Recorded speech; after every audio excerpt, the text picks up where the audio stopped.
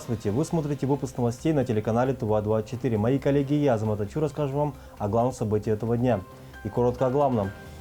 В Туве побывал с рабочим визитом министр экономического развития России Максим Решетников, который отметил, что Тува обладает большим туристическим потенциалом. В Туве с сегодняшнего дня объявлен особый противопожарный режим. Минобороны России продолжается выдача электронных удостоверений ветеранов боевых действий. В ТИКПИ состоялся круглый стол к столетию тувинского поэта, прозаика, переводчика, заслуженного писателя Тувинской АССР, народного писателя Тувинской АССР Салима Сюринола. В районах Тувы состоялся 6-й форум матерей. Министр экономического развития России Максим Решетников, находясь в Туве, провел всероссийское совещание по подготовке к летнему туристическому сезону текущего года. В онлайн-формате в нем приняли участие представители федеральных министерств и регионов России. Тува обладает большим туристическим потенциалом. Именно с этих слов Максима Решетникова начался всероссийский селектор по подготовке к летнему туристическому сезону. Напомню, что Владимир Путин заявил о том, что до 2030 года необходимо увеличить число ежегодных путешествий по стране до 140 миллионов. Министр экономического развития Максим Решетников отметил, что в преддверии летнего сезона перед регионами поставлены важные задачи. Прежде всего, это обеспечение транспортом. В прошлом году в летний сезон перевезено почти 39 миллионов туристов всеми видами транспорта. В данном случае я имею в виду тех туристов, которые остановились в классифицированных средствах размещения. В этом году, по оценкам, цифра вырастет еще на 3,2 миллиона человек.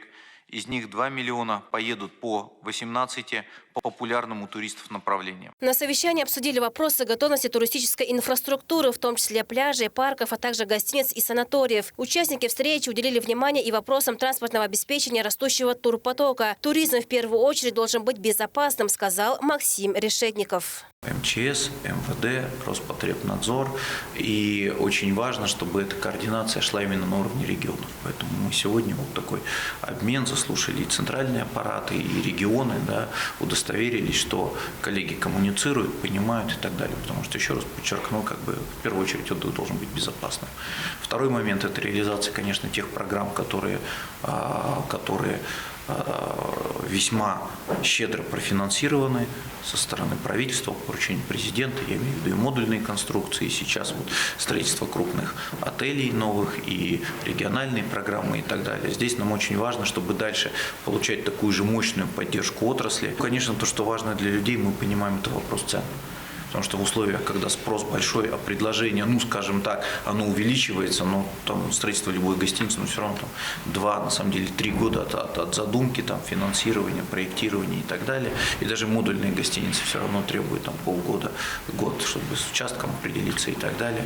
Вот, поэтому мы всячески стараемся нарастить это предложение. Развитие внутреннего туризма способствует еще большему проявлению интереса со стороны туристов к республике. В Туве отмечается положительная динамика. За прошлый год число туристических поездок увеличилось на 21%. Это более 170 тысяч человек. Прогноз на данный турсезон составляет более 200 тысяч отдыхающих. В связи с получением международного статуса аэропорта города Кызыла планируется запуск чартерных рейсов, что позволит увеличить поток иностранных туристов в республику. Идет рост количества номеров за счет строительства новых коллективных средств размещения и реконструкции существующих. Правительством республики принимаются меры поддержки по развитию отрасли туризма. В прошлом году Тува впервые участвовала в национальном проекте «Туризм и индустрия гостеприимства», в рамках которого поддержано 5 общественных инициатив. Сейчас по поручению главы Тувы Владислава Ховалыга разрабатывается межрегиональный маршрут по буддийским святыням Тувы, Бурятии, Калмыкии и Забайкальского края. Благодаря государственной поддержке за последние 4 года реализованы проекты с общим объемом в 1 миллиард 256 миллионов рублей, которые создали для региона 182 рабочих места и позволили привлечь более 300 миллионов рублей внебюджетных инвестиций. В рамках индивидуальной программы социально-экономического развития завершается строительство санаторно-курортного комплекса ЧДР.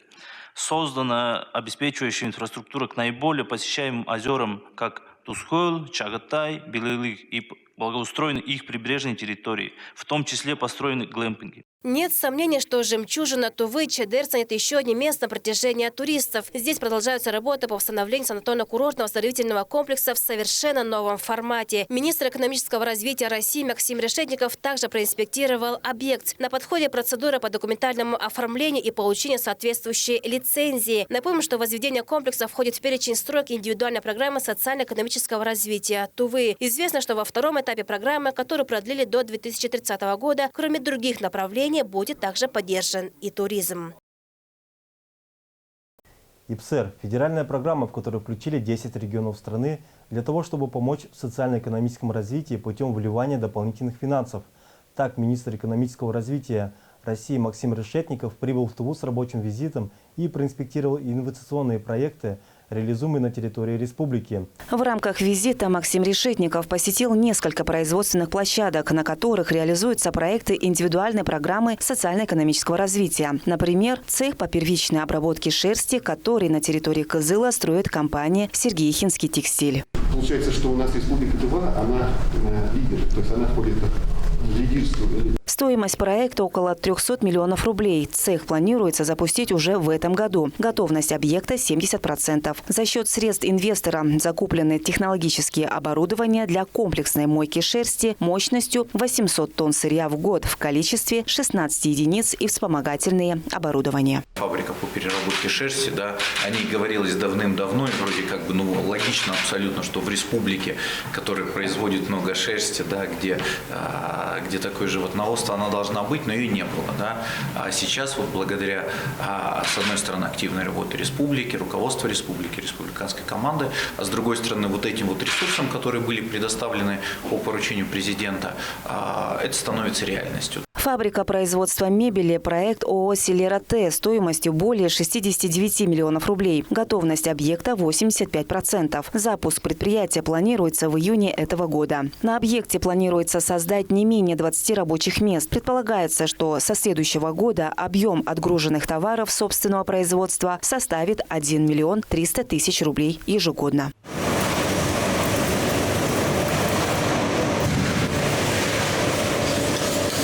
Также глава Минэкономразвития проинспектировал сельскохозяйственный производственный кооператив «Белдир», который специализируется на переработке мясной продукции. В декабре 2023 года они получили поддержку в виде гранта на производство мясных деликатесов. Для животноводческой республики реализация проекта по переработке и консервированию мяса социально значима. Это развитие сельского хозяйства, увеличение производства продукции, обеспечение жителей мясной продукцией и, что немаловажно, создание новых рабочих мест. Здесь вот сейчас мы закрываем, на первом, втором, там, обходим, после все делаем здесь. Он, или там идет ручная, да, работа? Да. Еще один объект – это завод из железобетонных изделий, который был запущен в 2021 году. В прошлом году за счет субсидий ИПСР приобретено оборудование для расширения номенклатуры выпуска продукции. Предприятие нарастило объем производства продукции благодаря полученной государственной поддержке. Создано 50 рабочих мест, привлечено внебюджетных средств в размере около 500 миллионов рублей. За счет деятельности ООО «Восток» в республике за прошлый год производство прочей неметаллической минеральной продукции увеличилось почти в 2 раза по сравнению с 2022 годом.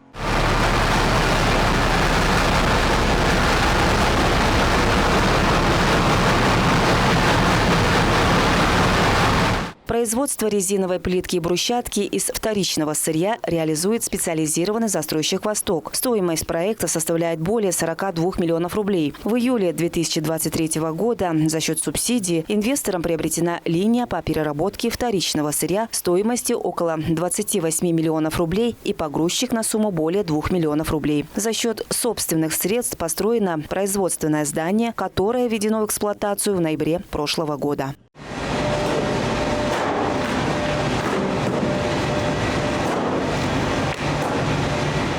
За первый квартал этого года объем отгруженных товаров собственного производства составил 3,5 миллионов рублей. План на 2024 год – еще больше нарастить обороты. На предприятии создано 15 рабочих мест, привлечено более 19 миллионов рублей внебюджетных инвестиций. Хорошо, что то, что создает республика, в первую очередь, используется внутри республики, да, то есть ориентировано на внутренний рынок, на внутренний спрос. Это повышает устойчивость экономического развития, это повышает независимость от каких-то внешних шоков и так далее. Да.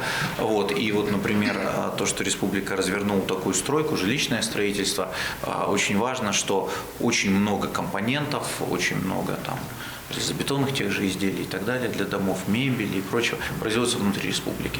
С помощью индивидуальной программы социально-экономического развития регион также начал решать вопрос обновления и строительства наружных инженерных сетей. При реализации многих национальных проектов мы использовали именно возможность, через ИПСР, софинансировали, комбинированные решения находили. И за счет ИПСР, прежде всего, были разработаны проекты планировок территорий инженерными сетями, и это позволило и дальше направление средств на производство строительных материалов позволило начать такое массовое жилищное строительство. На совещании по итогам реализации первого этапа программы ИПСР, прошедшем 4 апреля на уровне президента Владимира Путина, руководитель Минэкономразвития России Максим Решетников отметил нашу республику в числе лидеров среди субъектов, где благодаря реализации проектов ИПСР среднедушевые доходы росли быстрее, чем в среднем по стране. В Туве этот показатель вырос на 23%, в республике Адыгея на 15%, в Чувашии на 14%. Отмечается, что в указанных регионах быстрее снижался уровень бедности. Безработица сократилась в 2 раза быстрее, чем в среднем по всей России. Чинчик Ашпыкол, Айдана Сенденма, Буян Мангуш, Даржусат, телеканал Тува-24. В региональном правительстве прошло очередное аппаратное совещание, где были отмечены положительные показатели по снижению количества правонарушений. Также на совещании главный санитарный врач Тувы поставил задачу главам муниципалитетов провести работу по вакцинации населения и акарицидной обработке. На очередном совещании правительства Тувы глава региона Владислав Хавалык отметил, что наблюдается снижение преступлений, совершенных с применением оружия, грабежей, преступлений, совершенных несовершеннолетними, умышленное причинение тяжкого вреда здоровью со смертельным исходом, убийств и другие. Отрадно, что наши совместные усилия по профилактике преступлений, совершенных несовершеннолетними, дают свои плоды. Как я уже отметил выше, по итогам 3 месяцев текущего года отмечается снижение данного вида преступлений на 50% по сравнению с аналогичным периодом прошлого года. Но на этом успокаиваться не стоит. Мы должны на постоянном контроле держать вопрос по детской и подростковой преступности, а также суицидам несовершеннолетних и активно продолжать работу. На аппаратном совещании Министерством внутренних дел была представлена сводка о текущей ситуации в области обеспечения общественной безопасности. В 8 районах республики выявлено 27 нарушений антиалкогольного законодательства. В Кызыле, Улухемском, Дзунхемчикском, Барунхемчикском, Байтайгинском, Кызылском, Тесхемском, Судхольском районах. За неделю в отношении правонарушителей составлен 31 административный протокол, из них 15 в отношении физических лиц и 16 на индивидуальных предпринимателей. Всего из незаконного оборота изъято около 2 тонн алкогольной продукции и спиртосодержащей жидкости. Сотрудникам полиции в Центре по оказанию специализированной помощи лицам в состоянии опьянения в период с 8 по 13 апреля доставлено 649 человек. Кроме того, пресечено 8 фактов незаконного оборота и хранения наркотических и психотропных веществ. Изъято около 1 килограмма запрещенных веществ. Также заместитель министра МВД сделал акцент на число самовольных уходов из дома несовершеннолетними в позднее время суток и несоблюдение комендантского часа. Дежурных части территориальных органов внутренних дел республики доставлено 93 подростка, из них 41 за нахождение в общественных местах в ночное время без сопровождения законных представителей. С потеплением погоды наступил и сезон активности клещей. По республике зафиксировано уже 16 случаев присасывания клещей. Среди обратившихся есть и дети до 17 лет, отметила главный санитарный врач Тувы. Клещи переносят возбудители более 10 инфекций. И самое опасное – это клещевой вирусный энцефалит. И поэтому должно быть на должном уровне организована вакцинация и ревакцинация детей, взрослого населения групп риска. И на сегодняшний день работа в этом направлении продолжается. Но здесь отмечу, что детского населения охват вакцинации у нас на сегодняшний день 43,7% и ревакцинация 56%, и уже вот к летней оздоровительной кампании охват детей необходимо увеличить и выполнить план, уважаемые руководители. Тува, как и весь Сибирский федеральный округ, входит в перечень эндемичных по клещевому вирусному энцефалиту территорий, где обитают клещи, зараженные вирусом. Чтобы избежать тяжелых последствий, в республике ежегодно в разгар охоты насекомых проводят акарицидную обработку в городских парках, скверах, на территориях памятных мест и общегородских кладбищах. Заключены договора на проведение акарицидных обработок в местах массового пребывания. Это Тосболак и Тусхоль. Летнее оздоровительное учреждение 136 гектаров на сегодня запланировано. Также территории домов-интернатов на 3 пунктах пропуска на государственной границе. А по остальным общественным местам, летним оздоровительным учреждениям, детским образовательным организациям, спортивным на сегодня в плане руководителей пока еще не было заявлено. Поэтому обращаю на важность данного мероприятия уважаемые руководители. Вакцинация против клещевого энцефалита позволяет обеспечить защиту организма от опасного вируса. Прививка необходима и для предотвращения опасных последствий заболевания, которые сопровождают человека на протяжении всей дальнейшей жизни. Переносчиком вируса является практически каждый клещ. Это значит, что укус любого из них может нанести непоправимый вред здоровью, добавила Людмила Салчак. В Туве по поручению главы Тувы Владислава Хавалыга с сегодняшнего дня на территории республики объявлен особый противопожарный режим. Какой свод правил и запретов включая такой режим, расскажет Эрес Мангуш. Постановлением главы Тувы с 15 апреля по 6 мая 2024 года установлен в республике особый противопожарный режим. Это значит, что нарушение действующих правил влечет крупные штрафы и проблемы для тех, кто их нарушил. Открытому огню приравниваются паяльные лампы, мангалы, примусы, жаровни. Все эти приравнены к открытому огню, и поэтому открытый огонь не разрешается разводить в хвойных молодняках, местах с подсохшей сухой травой, на лесосеках, не очищенных от порубочных остатков, и под кронами деревьев. Период пребывания граждан в лесах и въезд в них транспортных средств производится исключительно по пропускам, которые можно и нужно получить в районных подведомственных организациях Минлесхоза. Однако разведение костра допустимо только в котловане, яме или рве, не более 1 метра в диаметре и не менее 0,3 метров в глубину, либо в металлической бочке или мангале емкостью не более 1 кубометра. Период противопожарного режима 50% пожаров, которые регистрируются на территории республики, это пожары, которые связаны с сжиганием сухой травы и мусора. В связи с чем обращаемся к жителям республики соблюдать требования особого противопожарного режима. Понятно, что для защиты наших лесов нужно быть осторожными и соблюдать все нормы закона. К тому же с прошлого года штрафы за нарушение ОПР взлетели в 10 раз. Режим введен на 3 недели, но его могут продлить, если в Туве к началу мая будет стоять сухая и жаркая, как следствие пожароопасная погода. А если вы увидели лесной пожар, то просим оперативно сообщить по этим номерам. Глава Тувы Владислав Хавалык подписал постановление об увеличении размера ежегодных премий лучшим учителям. 5 премий по 100 тысяч рублей будут получать педагоги, активно внедряющие инновационные образовательные программы, технологии и проекты. Еще 5 премий по 80 тысяч рублей получат классные руководители, воспитатели и кураторы групп. Практически 2 десятилетия призовые суммы не индексировались, сообщил в своем блоге руководитель региона. Это послужит учителям, классным руководителям и воспитателям дополнительным стимулом для профессионального роста и постоянного совершенствования педагогических подходов. В условия конкурсов также внесли изменения. Например, важным параметром для оценки мастерства на звание лучших педагогов станут образовательные успехи учеников и результаты внеурочной деятельности, то есть развитие личностных качеств, творческих и мыслительных способностей воспитанников. Министерство обороны России выпустило для ветеранов боевых действий уникальную карту «Свои». Она объединяет в себе удостоверение личности, социальную и банковские карты и аккумулирует комплекс мер социальной поддержки. Карта предназначена как для ветеранов специальной военной операции, так и ветеранов других боевых действий. Более подробно расскажет Инна Клоян.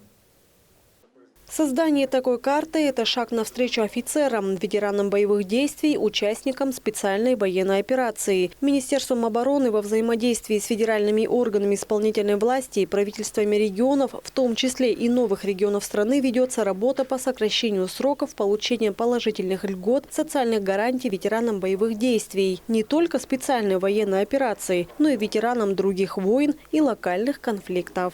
Указанная карта, которую сегодня начали выпускать в соответствии с постановлением правительства Российской Федерации от 16 марта, приравнивается к бумажному удостоверению ветерана боевых действий и объединяет в себе сразу 3 продукта. Это непосредственно само удостоверение ветерана боевых действий, которое предоставляет все необходимые льготы, гарантии. На обратной стороне карты указаны персональные данные, номер удостоверения ветерана боевых действий, который позволяет идентифицировать военнослужащего. Кроме того, это, собственно, сама банковская карта, на которую поступают денежные средства, все положительные выплаты, в том числе и дополнительные всем действующим кадровым военнослужащим, мобилизованным и добровольцам. Данное удостоверение не отменяет бумажного, но в том плюс электронного удостоверения, что оно оптимизирует комплект документов, которые необходимо с собой не носить. При оформлении каких-то социальных услуг, получении соцгарантий, просто и надежно. Это, конечно, облегчает мне мою служебную деятельность и мое свободное время. Также это социальная карта, на которую можно подключить федеральные и региональные социальные выплаты, льготы и гарантии. Министерством обороны продолжается работа со всеми регионами по увеличению спектра социальных гарантий, услуг, которые будут подключаться к данной карте. Без проблем можно заменить в случае утраты.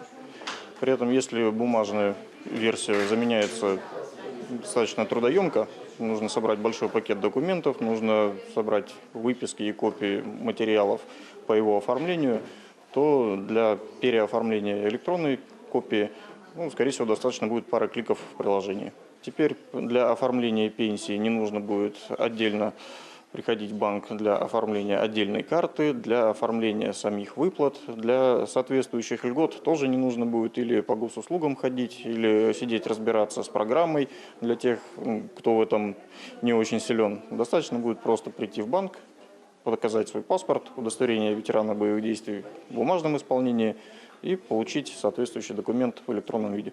На сайте Минобороны России открыт раздел, содержащий информацию об электронном удостоверении ветерана боевых действий «Свои». Пользователи сайта могут узнать о порядке и сроках получения удостоверения, производимых выплатах от Минобороны России, в том числе социальных льготах, предоставляемых услугах и скидках, федеральных и региональных мерах социальной поддержки. Инна Клоян, Ангар Кужугет, телеканал ТУВА-24. Жители многоквартирного дома на улице Тувинских добровольцев 26 обратились к главе Тувы Владиславу Хавалыгу с просьбой помочь решить вопрос с хостелом, который расположен в жилом доме. По следам обращения жильцов в злополучную квартиру грянули ответственные ведомства и правоохранительные органы с проверкой. Что стало итогом, смотрите в сюжете далее.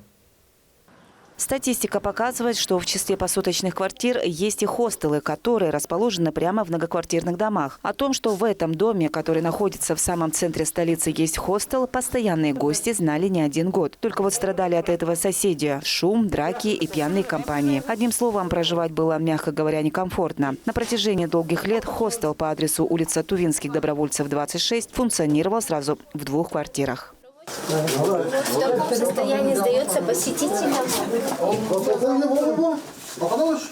Нет условий для проживания. По закрытию данного хостела работа ведется еще с 2019 года. Возбуждены более 20 административных дел. Наложен штраф на сумму более 100 тысяч рублей. Также имеется решение Кызылского городского суда о прекращении размещения хостела и осуществления предпринимательской деятельности, который до сих пор находится на исполнении в судебных приставах. И вот очередная внеплановая проверка по многочисленным жалобам жителей, которые страдают не один год. Управлением Роспотребнадзора проводится внеплановая проверка в отношении хостела, расположенного в многоквартирном жилом доме по адресу город Кызыл, улица Тувинских добровольцев, 26, квартира 51, в котором осуществляет деятельность индивидуальный предприниматель Щербакова Наталья Викторовна по многочисленным обращениям граждан. Управлением проведена проверка, в ходе которой выявлено нарушение санитарных требований. По результатам проверки будет составлен протокол об административном правонарушении, и материал дела будет направлен в суд для приостановления деятельности. В столице на сегодняшний день в реестре 32 посуточные квартиры, а в прошлом году это число было почти вдвое меньше – 15. Для многих людей, нерадивых предпринимателей, к сожалению, это легкий и прибыльный бизнес, который имеет свои подводные камни. Чинчик Ашпакол, Айра Асад, Батыр Базан, Ангар Кужигет, телеканал ТУВА-24. Круглый стол среди писателей, работников культуры, журналистов, посвященный воспоминаниям о жизни и творчестве выдающегося литератора Салима Сазыговича Сюрюнола, прошел в стенах ТИКПИ. Все подробности далее. Классик тувинской литературы Салим Сазыгович Сюрюнол родился 15 апреля 1924 года в местечке Ак Тувинской Народной Республики. Он оставил богатое творческое наследие. Большинство его произведений вошли в учебники по тувинской литературе. Один из писателей, который внес очень большой вклад в развитие тувинской литературы. То, что сегодня есть в тувинской литературе, то, что сегодня каким образом лучше пишут наши писатели, все это благодаря, конечно, нашим предшественникам и в первую очередь Салиму Сюрюнолу. Круглый стол был посвящен столетию выдающегося литератора республики. Салим Сазыгович был родоначальником совершенно нового направления в тувинской литературе. Одним из первых начал разговор о человеке и его внутреннем мире. Когда я учился в 10 классе в школе Чахуль, на весь интернет такая книжка была «Накшилдыр. Любовь». Очередь такая большая была. И за мной была моя одноклассница, тоже в очереди, так скажем, стояли. Она все время торопилась, что я быстро прочитал и передал ей. И вот я избежал срока в интернате, там под кроватью, там у окна ждал. Писатель рассказывал о сложных человеческих судьбах, беспокоился о будущем народа Тувы, размышлял о смысле жизни и пытался найти ответ на вопросы бытия. Его стихи и проза входят в золотой фонд тувинской классической литературы. Читается очень легко его книги.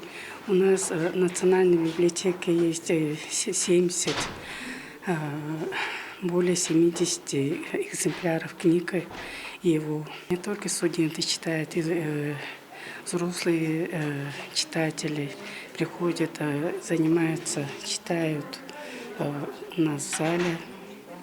У нас на вынос книгу не выдается, и поэтому читают только в зале. Книги в одном-двух экземплярах, поэтому мы за сохранность фонда мы не выдаем на руки.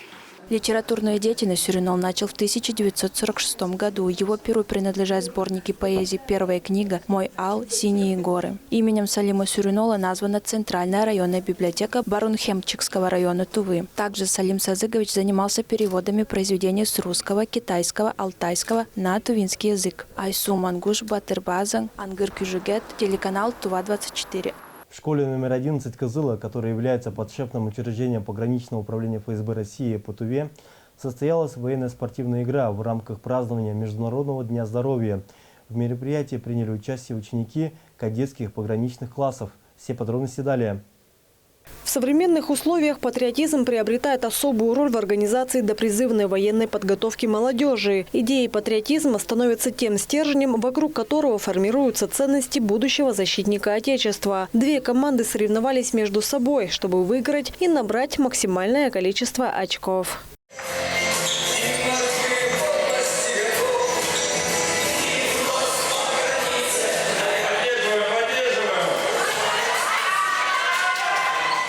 Чтобы стать первым, нужно обладать высокими морально-волевыми качествами, хорошо владеть оружием, уметь быстро действовать в различных ситуациях, а также иметь хорошую физическую подготовку. Разобрать и собрать автомат не так уж и просто на первый взгляд, особенно девушкам, но тем не менее слабый пол все же справился с задачей достойно.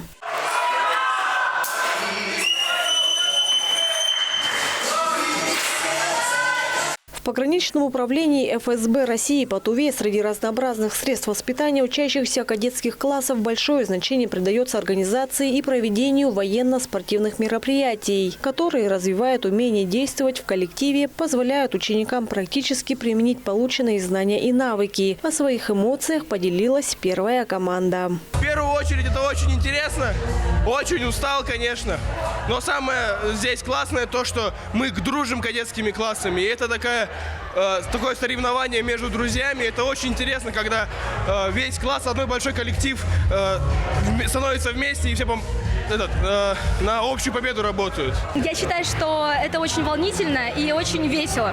Но бывают иногда очень интересные моменты, когда ты понимаешь то, что ты не выиграешь. Если нормально подготовиться, то тогда все хорошо будет, все быстро.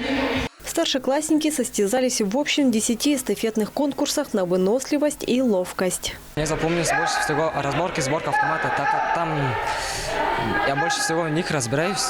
Я разбирал автоматы, так что запомнилось больше всего.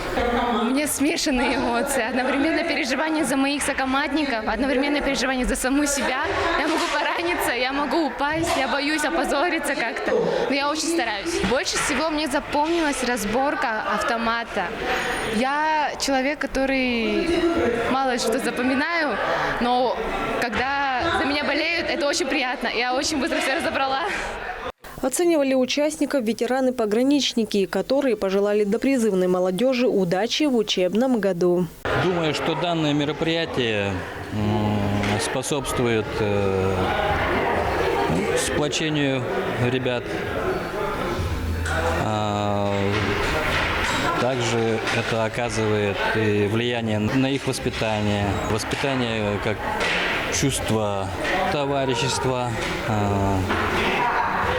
принадлежности к команде. Ну и попутно, я думаю, что все-таки привитие патриотизма ребятишкам, которого в наше время, надо сказать, не хватает. По плану в 11-й школе ежемесячно проводятся подобные мероприятия, уроки мужества, различные конкурсы, эстафеты. Все это делается не просто так, а во благо подрастающего поколения. Дети в основном будут поступать в военные училища для дальнейшей защиты Родины. Поэтому для их выбора это большой сдвиг, большая подготовка. Они будут уже морально, психически готовы, будут понимать и при поступлении им все будет легко даваться. 2 кадетских класса, да, общей численностью 56 школьников. Кроме того, ребятам необходимо было выполнить нормативы по подтягиванию, стрельбе по мишени. Также командам предстояла нелегкая задача – в защитном костюме выполнить нормативы, надеть противогаз, закинуть на плечо автомат и быстро пробежаться до пункта назначения и обратно.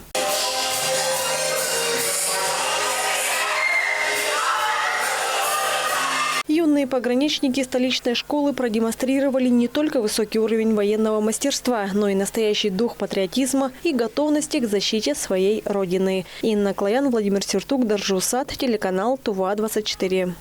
Напомним, что по инициативе главы Тувы Владислава Хавалыга 2024 год в Туве объявлен Годом здоровья.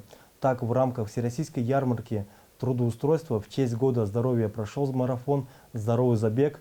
Здоровые кадры». О том, кто принял участие и финишировал первым, расскажет Айдана Санденма.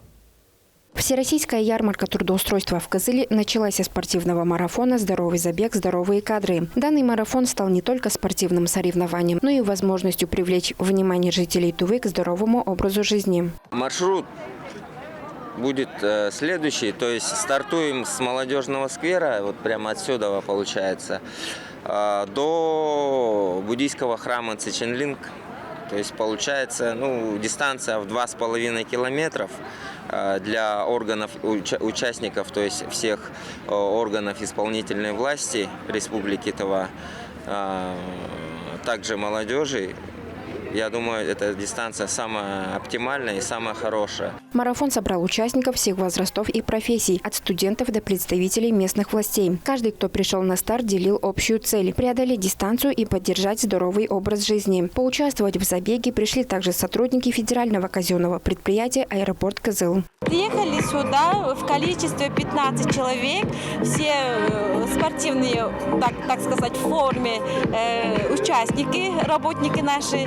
И думаю, что победим. Я думаю, что придерживаться здоровому образу жизни – это очень хорошо и в сегодняшнее время очень модно. Олег Саиты, сотрудник регионального министерства лесного хозяйства и природопользования, рассказал, что вместе со своими коллегами каждый год участвуют в подобных марафонах, как Забег РФ, Забег Победы и Забег физкультурника. Марафон «Здоровый забег. Здоровые кадры» не стал исключением. Главой Республики Тува 2024 год объявлен годом здоровья. И поэтому вот такие мероприятия проводят. Это, я думаю, это очень хорошо среди организаций.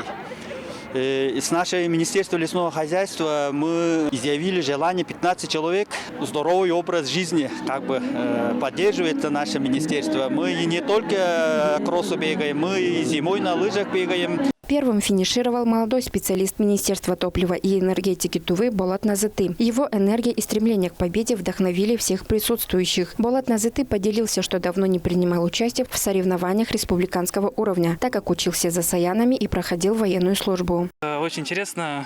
Советую молодежи также участвовать в таких соревнованиях. Объявлен еще год здоровья в этом году, так что призываю всем участвовать. Марафон «Здоровый забег. Здоровые кадры» стал не просто спортивным событием, а символом заботы о здоровье и физической активности. Ведь здоровое население – залог процветания всего государства. Такие мероприятия помогают поддерживать интерес к здоровому образу жизни и мотивируют на занятия спортом. Айдана Сенденма, Батырбазан, Доржусат, телеканал ТУА-24. В Пихемском районе состоялся 6-й форум матерей под девизом «Люби и твори добро», посвященный Году семьи в России. В нем главными участниками стали матери и жены участника специальной военной операции, героически погибших в ходе выполнения боевых задач. Мероприятие собрало семьи участников специальной военной операции, активистов района, волонтеров и общественников, а также коллективы, которые оказывают по сей день значимую помощь участникам СВО и их семьям. Мероприятие открылось оглашением свода заповедей матерей Тувы, который был принят на первом форуме матерей в 2014 году. С приветственным словом выступил глава хурала представителей Пихемского района. Безусловно, мама – это главный человек в жизни, который со своей любовью вдохновляет на протяжении всей своей жизни. Поэтому хочу поздравить вас с праздником, с этим, конечно, пожелать благополучия. Со словами приветствия к участникам форума обратилась и председатель комитета Верховного хурала по образованию, культуре, молодежной политике и спорту Аяна Мангуш. Она поблагодарила участниц, прежде всего матерей, чьи дети выполняют свой долг на военной операции, чьи сыновья отдали свои жизни за родину, и всех неравнодушных жителей Пихема, оказывающих гуманитарную помощь и содействие в организации мероприятий по поддержке военнослужащих. Кроме матерей и жен участника специальной военной операции, хочется поблагодарить своих землячек, которые трудятся здесь в тылу, чтобы обеспечить наших воинов всем необходимым, поддержать их теплым словом, добрым делом. Низкий вам поклон тоже за ваш бескорыстный благородный труд. Трогательным и ярким моментом форума стало выступление хора матерей Пихемского района, в котором приняли участие матери и жены участников военной операции, матери погибших воинов и активисты женского движения.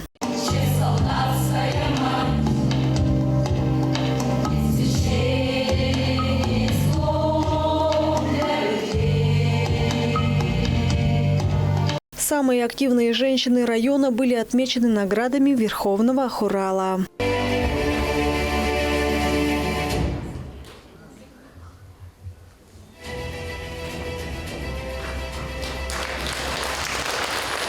Также состоялась церемония чествования победителей конкурса сочинений «Традиции моей семьи» среди учащихся 8-х классов школ Пихемского района.